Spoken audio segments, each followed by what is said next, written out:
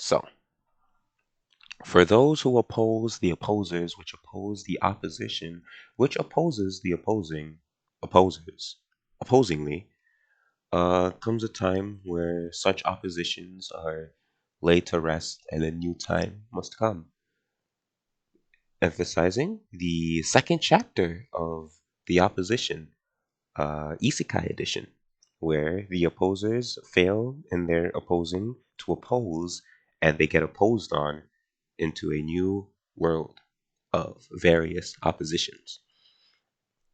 But you shall not face this opposition unprepared as your previous oppositions in the opposing opposition. This time you are granted by a God who took great pity on you pitiful lot and said, you know what? I'll give you all a second chance. So I will allow you to pick from a set of abilities in order to do me a great favor. God needs you all to unite this world that you are being dropped in. Whether or not you unite this world through peaceful negotiation or through absolute domination is completely up to you.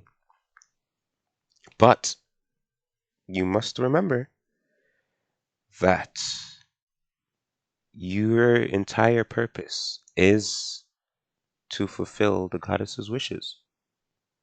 And those who stray from this path may be led to some dreadful paths, because you chose not to take the original path.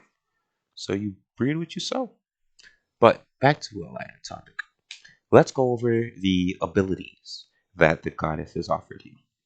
So, uh, while abilities are normally like the first ability, Spirit Rush, where it gives you a detailed explanation on what type of action is used, how much movement, what the DC for things are, all of that good stuff. How much damage is written out nice and well. That's how abilities normally are. Or you can have abilities that come in multiple parts, like Bloodthirst, where you have Thirst, where you heal based on a percent of damage dealt, or Bloodwell, where if you were to die, you don't.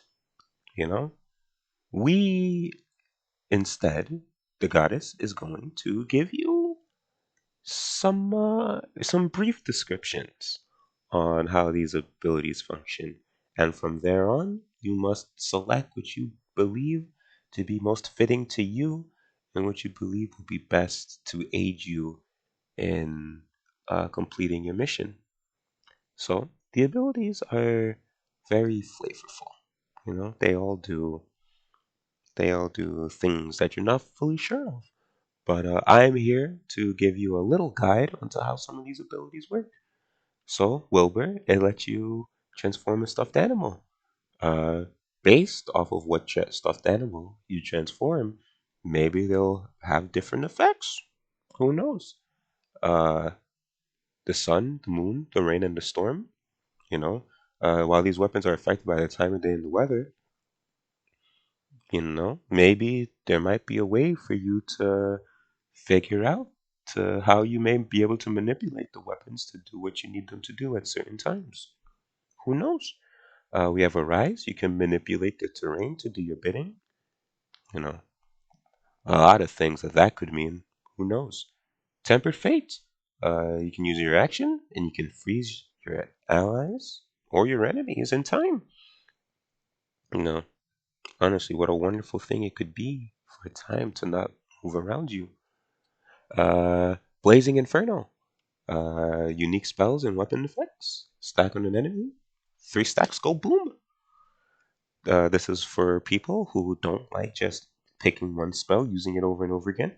Or for an individual who wants to use a bunch of different weapons and they want to be versatile. They want to use their rapier, their longsword, their great sword, and their hand crossbow all in one combat.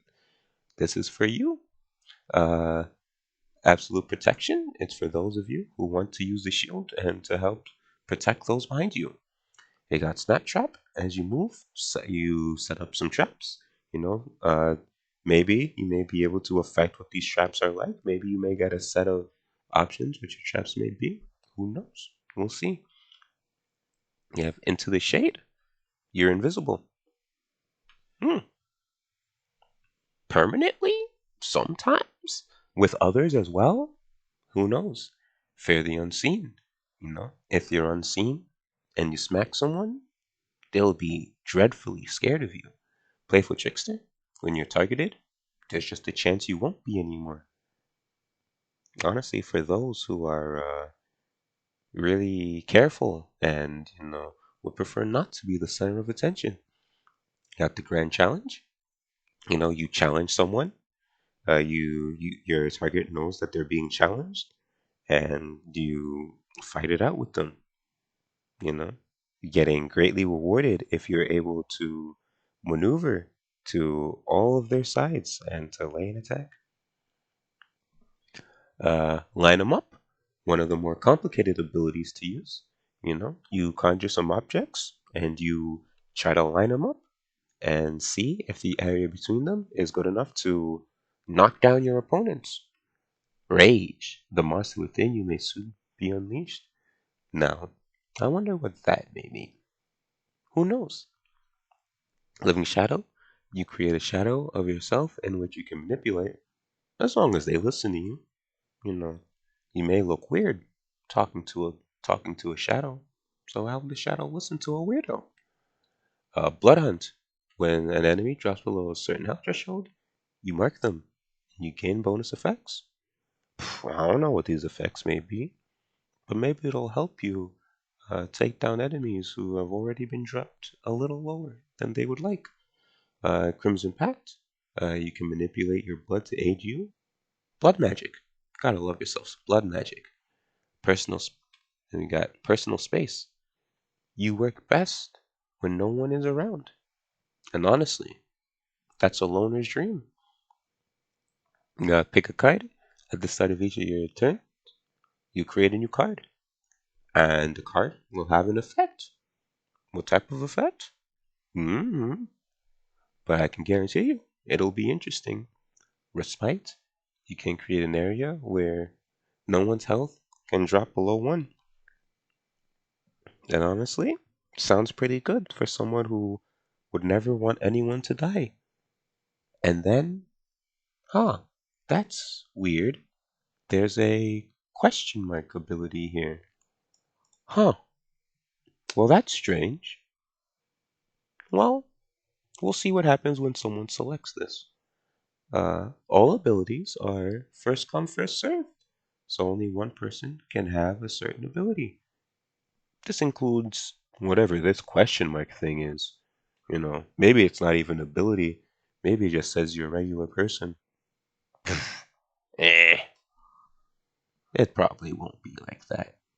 Anyway, you have until 11:59 on December 10th to select your ability. Good luck, everyone, and may the odds be ever in your favor.